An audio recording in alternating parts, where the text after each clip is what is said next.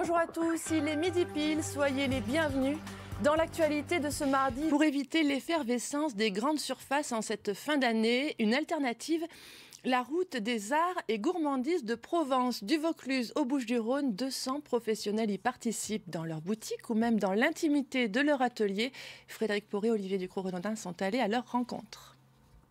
Ces deux artisans se distinguent des industriels ou des marques de luxe. À l'approche de Noël, ils vendent leurs créations avec une valeur ajoutée. Notre manufacture a comme spécialité la production en petite série, voire en pièces uniques de montres de grande qualité.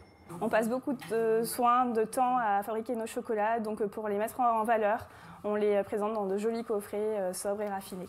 L'autre atout de Roy Bayerlein est de proposer des prix très attractifs, entre 400 et 1000 € selon les modèles. Pour y arriver, il assemble et adapte des pièces d'usine.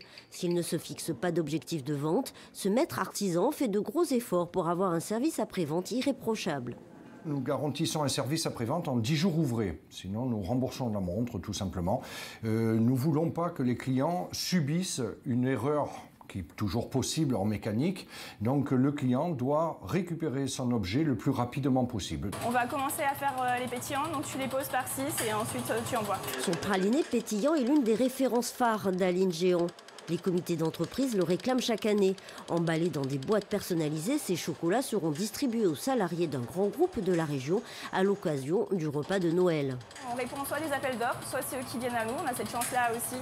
Donc notre force, en fait, notre grande différence par rapport aux grandes surfaces, par exemple, c'est qu'on peut faire du personnalisé, on leur fait du sur-mesure et en fonction de leur budget, on sait s'adapter en fait et avoir une qualité donc, qui correspond aussi à l'image de leur entreprise. En proposant de nouvelles gammes, un savoir-faire et une qualité constante, les artisans subissent beaucoup moins la pression des grandes surfaces à qui l'on reproche souvent un manque de convivialité et des lieux impersonnels. Avec la Chambre de métier et de l'artisanat, préparez votre itinéraire découverte de la route des arts et gourmandises sur www.artsetgourmandises.fr.